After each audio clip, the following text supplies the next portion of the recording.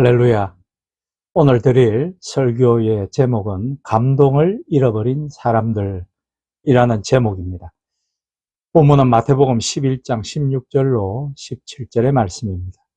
이 세대를 무엇으로 비유할까? 비유하건대 아이들이 장터에 앉아 제 동무를 불러 이르되 우리가 너희를 향하여 피리를 불어도 너희가 춤추지 않고 우리가 슬피 울어도 너희가 가슴을 치지 아니하였다 함과 같도다.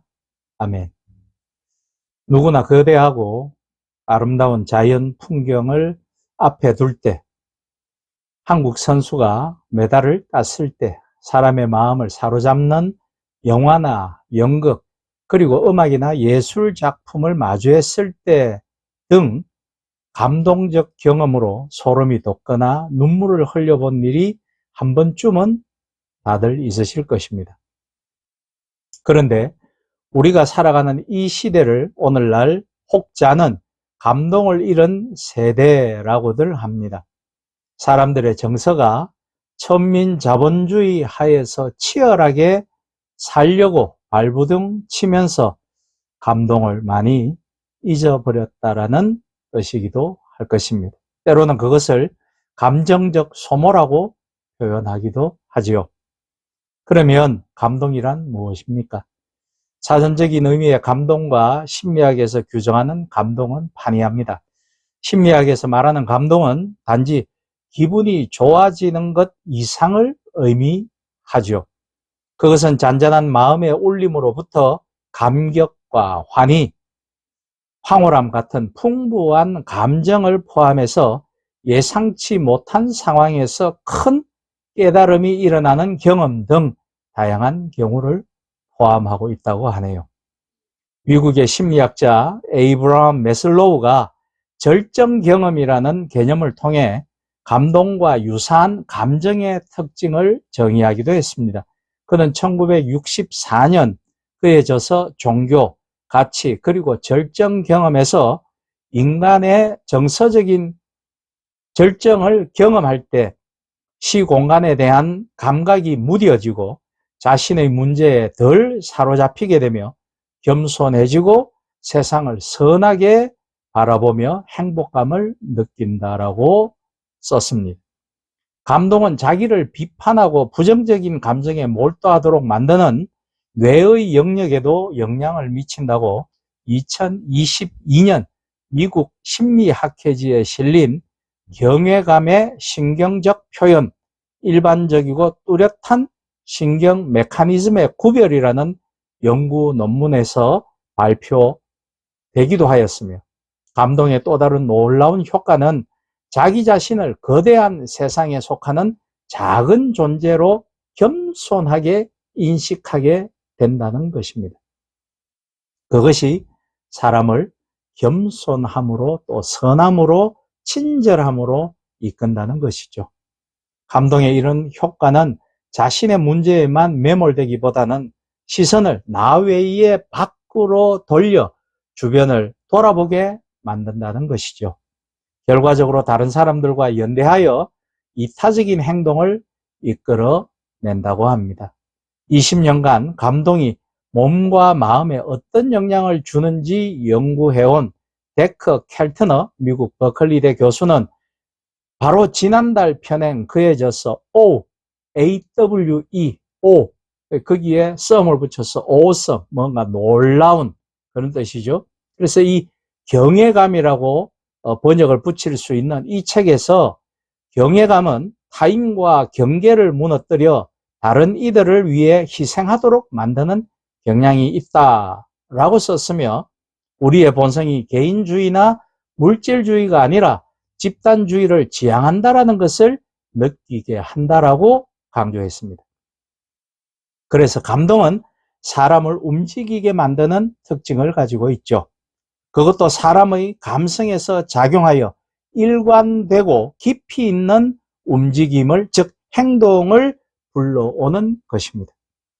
그것은 감동이라고 하는 것이 다름 아닌 자신을 다시금 바라보게 하는 힘인 까닭입니다.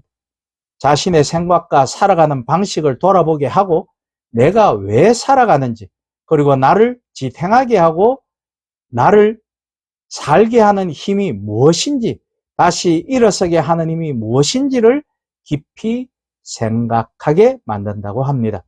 이러한 감동의 결과는 새롭게 되는 것이죠. 동일한 환경을 걸어가고 있으며 동일한 문제 지점에 서 있지만, 그리고 주위에 널려있는 위험이나 아픔도 여전히 그대로지만 그것을 대하는 방식이 감동 이후에 완전히 새로워진다는 것입니다. 지금이 이러한 결정적인 삶의 감동이 우리에게 너무나도 절실할 때입니다. 우리에게 지금 필요한 것은 서로가 서로에게 감동을 주는 일일 것입니다.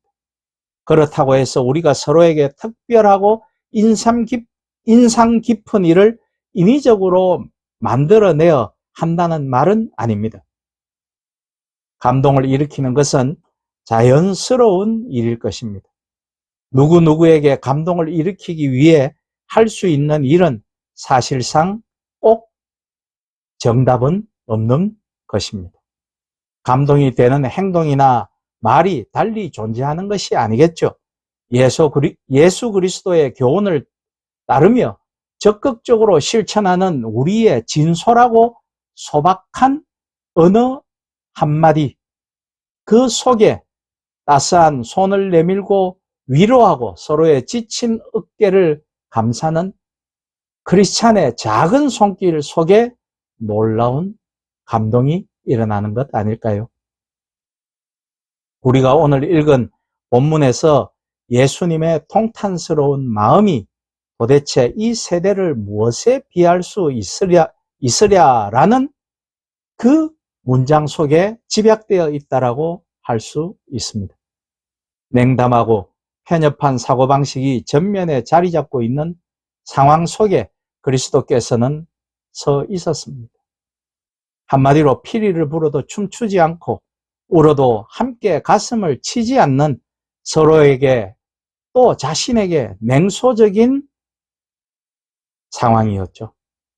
화석처럼 굳어진 마음과 눈치를 살피는 얄팍한 처세술이 떠돌던 세대, 그 강팍한 시대에 예수님의 그 교훈의 말씀, 생명의 말씀, 구원의 말씀은 그들에게 감동으로 받아지지 않았다라는 뜻이죠. 자신의 이기적이고 뒤틀려진 잣대로 예수님의 하나님의 나라 선포를 평가하고 적대적인 반응을 보일 뿐이었습니다. 그들은 이미 그들의 형제를 탄 대가로 로마로부터 보장된 안전을 누리고 있었습니다.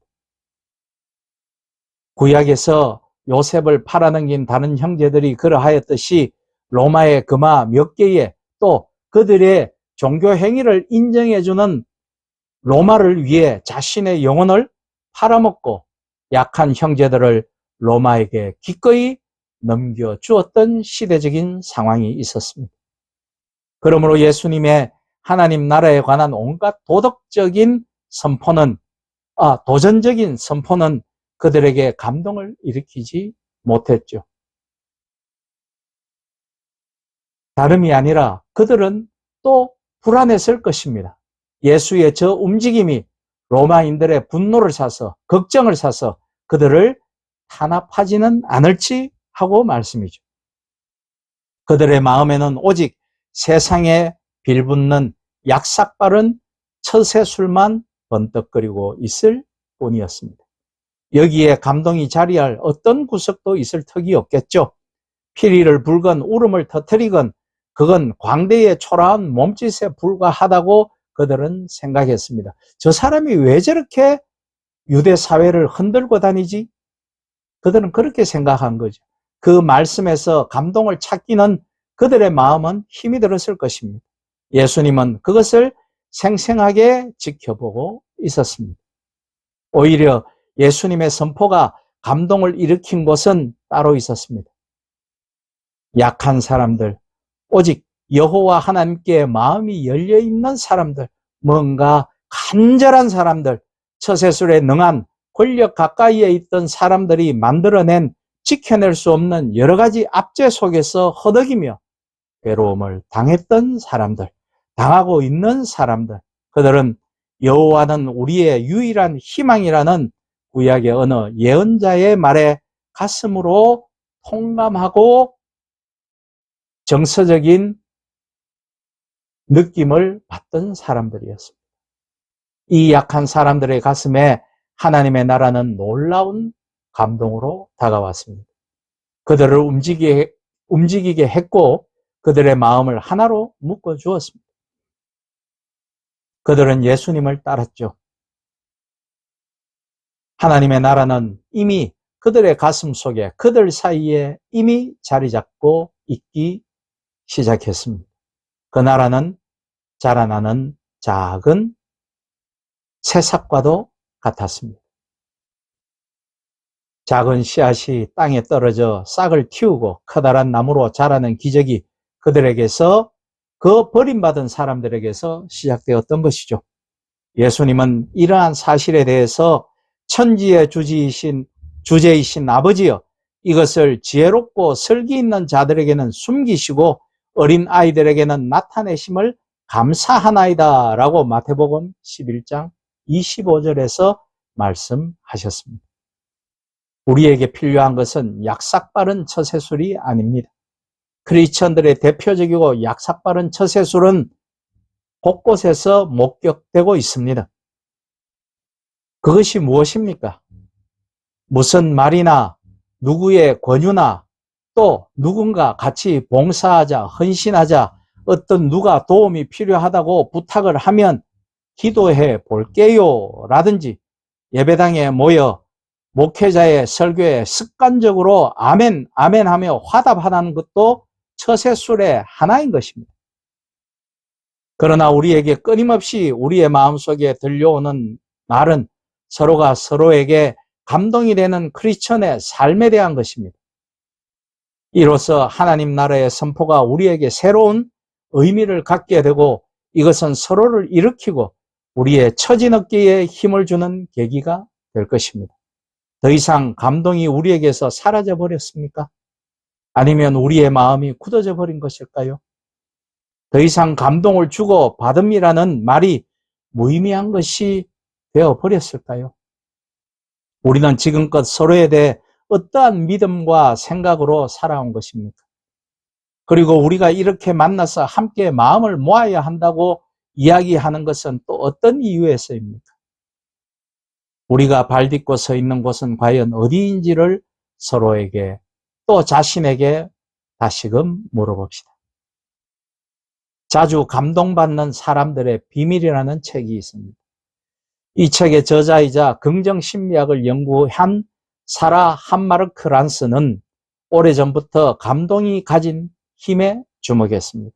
그녀는 동료 카트린 산드베리와 함께 감동이 어디에 어떤 영향을 주는지를 증명하기 위해 오랜 기간 뇌과학적, 심리학적 철학을 넘나들며 전 세계를 돌아다니며 감동을 통해 삶을 변화시킨 사람들을 만나 인터뷰했다고 합니다. 그 결과 그들은 놀라운 결과를 도출해내었는데 그것은 바로 감동이 건강에 유익할 뿐 아니라 창의력과 학습 능력 향상에까지 영향을 미쳐 사람들의 삶의 종국에는 놀라운 변화를 이끌어낸다는 사실을 발견하였고 책에 썼습니다. 한 가지 더 놀라운 사실은 감동을 자주 경험하는 사람일수록 다방면으로 능력치가 높게 나타난다는 것이었습니다. 이들은 기본적으로 호기심이 많고 여유롭기 때문에 새로운 지식을 습득하는 능력이 높다는 것입니다. 그러다 보니 중요한 선택을 할 때도 조금 더 현명하고 창의적인 판단을 내린다고 합니다. 또한 자신과 세계가 더 긴밀하게 연결되어 있다고 느끼기 때문에 이타심과 사회성 그리고 환경 감수성까지 높다는 것입니다. 바리새인과 서기관들은 세례 요한을 귀신 들린 사람이라고 몰아붙였고 예수님에게는 먹보, 술주정뱅이, 거짓말쟁이라는 딱지를 붙여 부르기를 좋아했습니다. 왜냐하면 그들의 영향력이 유대 사회에 퍼지는 것이 싫었기 때문이었겠죠. 아니, 무섭기, 두렵기 때문이었겠죠. 그들은 예수님이 어떤 말씀을 하시고 무엇을 위해 사람들과 함께 하셨는지에는 전혀 관심이 없고 그저 사람을 비판하고 판단하기만 했습니다. 그 영향력이 놀라웠고 무서웠으니까요. 그들이 예수님의 사역에 동조하지 않았던 이유는 바로 변화를 두려워했기 때문입니다. 그들은 자기들만의 영역에서 안전해지려는 욕구와 자기보호 본능, 자기들만의 울타리 안에 갇혀 다른 사람들을 수용하지 못하고 계속해서 담을 높이 쌓는 사람들이었습니다. 그들은 하나님의 음성을 들으려고 하지 않고 단순히 예배당에 왔다 갔다 하면서 그 당회를 지키는 관리자 역할만 했기 때문이겠죠. 그들의 관심은 오로지 정해진 날과 정해진 시간에 예배당에 와서 아무런 변화도 받으려 하지 않고 자신의 삶에 아무런 감동도 받으려 하지 않고 굳게 마음을 닫은 채 단순히 종교적 의무와 율례만을 지키는 것이었습니다. 그들은 그냥 지금까지 지내왔던 대로 편안하게 신앙생활을 하면 그것이 삶의 전부라고 여겼습니다. 마치 썬데이 크리스찬처럼 말씀이죠. 예배당에 자리만 지키는 신앙, 그것이 우리들의 모습입니다.